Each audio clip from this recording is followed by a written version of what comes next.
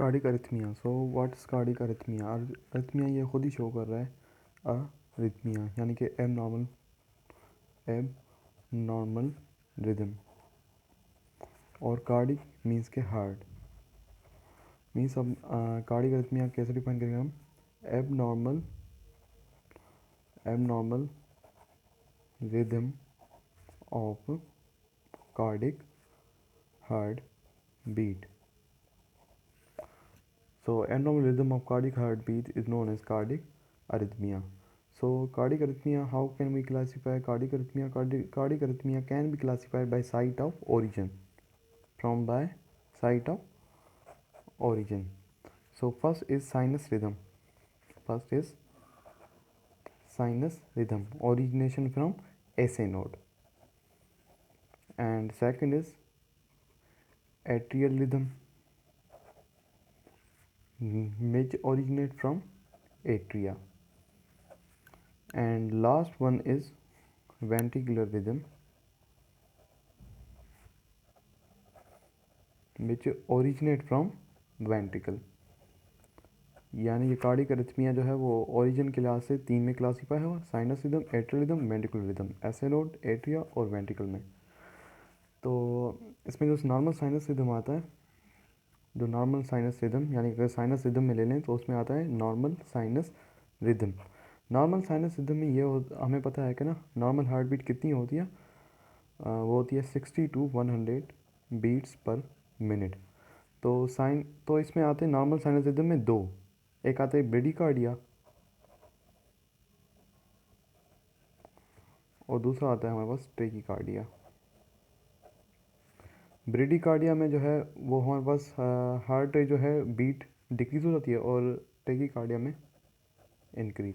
तो इसमें से जो है 60 बीट्स पर मिनट से कम, ठीक है, और इससे जो है 100 बीट्स पर मिनट से ज़्यादा। मीन्स कि अगर 160 बीट्स पर मिनट से भी कम हो हार्ट बीट तो हम उसे ब्रेडिकार्डिया कहेंगे, और टेकिकार्डिया हम तब कहेंगे जब 100 बीट्स पर मिनट से भी ज़्यादा हो।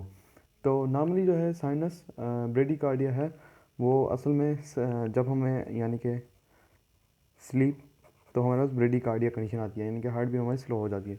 एथलीट्स में भी यही होती है। और इसके अलावा जो है हमारे पास कैरोटिड साइनस सिंड्रोम है। इसमें कैरोटिड साइनस सिंड्रोम उसमें भी जो है हमारे ब्रेडिकार्डिया आ जाती है। और इसके अलावा जो है हमारे पास वैगल स्टिमुलेशन में भी हमारे पास क्या आ जाती है, ब्रेडिकार्डिया। यानी कि हार्ट बीट इन 4 चीज़ों में यानी कि स्लीप में, एथलीट्स में, और जो है कैरोटिड साइनस सिंड्रोम में और वैगल स्टिमुलेशन में, इन सब में हमारे पास ब्रेडिकार्डिया यानी कि हार्ट रेट डिक्रीज हो जाता है। फिर आते हैं हमारे पास टेकिकार्डिया जिसमें हमारे पास 100 बीट्स पर मिनट से भी ज़्यादा हो। टेकिकार्डिया में ये कहाँ होती है, जैसे हमें फीवर होगा तो टेकिकार्डिया यानी कि हार्ट बीट ज़्यादा। और उसके अलावा इमोशंस और एक्सरसाइज और सिंपैथेटिक स्टिमुलेशन, क्योंकि सिंपैथेटिक स्टिमुलेशन में हमारे पास टेकिकार्डिया यानी कि हार्ट बीट इंक्रीज होती है। फिर ये हो गया। और इसके अलावा जो है हमारे पास आता है एट्रियल रिदम। सेकंड हमारे पास एट्रियल रिदम। एट्रियल रिदम में हमारे पास पहला आता है एट्रियल फ्लटर। एट्रियल फ्लटर वो होती है चीज़ जिसमें जो है हमारे पास 200 या 300 बीट पर मिनट से भी ज़्यादा यानी कि हार्ट बीट आ जाए। और इसमें हमारे पास एब्सेंस ऑफ पी वेव होती है। यानी कि अगर हम ईसीजी के लिहाज से देखें ना, अगर हम ईसीजी के लिहाज से, ईसीजी नॉर्मली इस टाइप की होती है, सही है, ये पी और ये क्यू आर एस कॉम्प्लेक्स और ये हमारे पास टी वेव होती है। ये जो पी वेव है इसमें यानी कि एब्सेंस इसी तरह हो जाती है सीधी। तो ये किस में होता है, atrial Flutter. But Q R S complex normal. क्यों नॉर्मल? क्योंकि इसमें जो है coordinated muscle contraction. Coordinated muscle contraction से मुराद क्या होता है कि ना जो हमारे पास वेंट्रिकल्स है ना, वेंट्रिकल्स जो मसल्स होते हैं वो नॉर्मली कॉन्ट्रैक्ट करते हैं, वो इम्पल्स अपन नॉर्मली लेते हैं। बट एट्रियल फ्लटर में हमारे पास इम्पल्स ज़्यादा हो जाते हैं। मैंने कि ऐसे हम ले लें कि जैसे हमारे पास ये हार्ट है और ये हमारे पास वेंट्रिकल्स, ठीक है, और ये बंडल ऑफ पुरकिंजी फाइबर्स, और यहाँ हमारा होता है तक ऐसे नोड और यहाँ हमारा होता है ए बी नोड। जो जब ऐसे नोड से इम्पल्स निकलता है तो ऐसे यानी कि इसकी मूवमेंट होती है, ऐसे मूवमेंट जिसे हम कहते हैं सर्कस मूवमेंट। सर्कस मूवमेंट में चलता जाता है। बट जो यहाँ ये एवी नोड जो गेन करता है अपना इम्पल्स, लेकिन वो नॉर्मल होता है, इसलिए हम इसे कहेंगे कोऑर्डिनेट मसल कॉन्ट्रैक्शन। और यहाँ क्या होती है, इम्पल्स की सर्कुलेशन होती है। और ये तब होता है जब हम यानी कि एट्रियल फ्लटर में ये होता है कि ना एक न्यू वेव्स प्रोड्यूस होते हैं जिसे हम कहते हैं एफ वेव्स। तो पी वेव तो चली जाती हैं, तो हमारे पास इसी तरह ये तो हमारे पास और इस तरह ही, और ये जो हमारे पास है इसे हम कहेंगे एट्रियल फ्लटर में हमारे पास न्यू वेव होती हैं जिसे हम कहेंगे एफ वेव्स। जब हम ईसीजी करेंगे तो इसमें ये आ जाएगा एफ वेव्स। उसमें rapid heart beat, coordinate muscle contraction और सिंड्रोम और सिंक्रोनस सर्किस मूवमेंट होती है। सिंक्रोनस, ये याद करना है कि इसमें सिंक्रोनस सर्किस मूवमेंट, इसमें जो है सिंक्रोनस सर्किस मूवमेंट हमारे पास आ जाती है। और इसके अलावा जो है एट्रियल फ्लटर के बाद हमारा आता है एट्रियल फिब्रिलेशन। तो एट्रियल फिब्रिलेशन वो क्या चीज़ है? तो एट्रियल फिब्रिलेशन ये होता है कि ना ये भी एट्रिया की रिदम की एबनॉर्मल रिदम की वजह से होता है, यानी कि ये भी कार्डिक अरिथमिया ही है। तो एट्रियल फिब्रिलेशन में ये होता है कि ना हमारे पास रैपिड हार्ट बीट आ जाती है, यानी कि जो हमारे पास हार्ट बीट है वो हमारे पास इनक्रीज हो जाती है, यानी कि रैपिड यानी कि टैकीकार्डिया।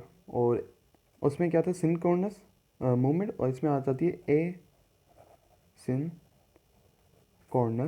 मूवमेंट। इसमें जो है ए सिंक्रोनस मूवमेंट होती है, और उसमें कोऑर्डिनेटेड मसल कॉन्ट्रैक्शन किसमें, एट्रियल फ्लटर में, पर इसमें जो है इन कोऑर्डिनेटेड मसल कॉन्ट्रैक्शन, यानी कि जो हमारे पास वेंट्रिकल्स हैं वो सही से कॉन्ट्रैक्ट नहीं करते। ज़्यादा बात है, वेंट्रिकल्स कॉन्ट्रैक्ट सही से नहीं करेंगे तो हमारे पास जो ईसीजी है उसमें जो हमारे पास वो आती है क्यूआरएस कॉम्प्लेक्स, तो वो सही नहीं होगा।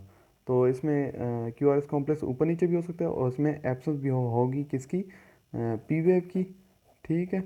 और क्यूआरएस कॉम्प्लेक्स भी एबनॉर्मल होगा, यानी कि ईसीजी में हमारे पास ये रिजल्ट्स आएंगे किस कंडीशन में, एट्रियल फिब्रिलेशन में। और फिर हमारे पास आता है तीसरा जो हमने पढ़ा था वेंट्रिकुलर वेंट्रिकुलर रिदम। तो वेंट्रिकुलर रिदम में ये होता है कि उसमें आ जाती है वेंट्रिकुलर रिदम। वेंट्रिकुलर रिदम उसमें हमारे पास ट्रेकीकार्डिया है, यानी कि उसमें भी हमारे पास ट्रेकीकार्डिया, यानी कि जो वेंट्रिकल्स हैं वो अपनी नॉर्मल रिदम से ज़्यादा है, यानी कि 60 बीट्स या हम कहेंगे 100 बीट से भी ज़्यादा जो है ज़्यादा कॉन्ट्रैक्ट करेंगे, तो एबनॉर्मली हो गया, कार्डियक रिदम हो गई। एक होता है हमारे पास, एक चीज़ आती है इक्टोपिक फोकस। इक्टोपिक फोकस में ये आता है, क्लासीफाई होता है pre mature contraction. Pre mature contraction यानी कि टाइम से पहले वाली हार्ट के अंदर कॉन्ट्रैक्शन होना, यानी कि इम्पल्स जनरेट होना, उससे उससे हम कहते हैं प्री मेच्योर कॉन्ट्रैक्शन, यानी कि नॉर्मल टाइम से पहले, यानी कि पहले, तो हम उसे कहेंगे प्री मेच्योर कॉन्ट्रैक्शन। तो प्री मेच्योर कॉन्ट्रैक्शन किस जगह होती है, कोई भी हार्ट की स्मॉल एरिया, कोई भी हार्ट की स्मॉल एरिया में, और इसमें क्या होता है, एब नॉर्मल इम्पल्स जनरेट होता है, सिंपल एब नॉर्मल इम्पल्स जनरेट होता है। और इसमें भी इम्पल्स क्या करता है, सर्कुलेट करता है एट्रिया के या वेंट्रिकल के दरमियान, क्योंकि एट्रियल एरिदम भी हो सकती है और वेंट्रिकुलर एरिदम भी हो सकती है। तो ये हमारे पास हो गया कार्डिक एरिथमिया।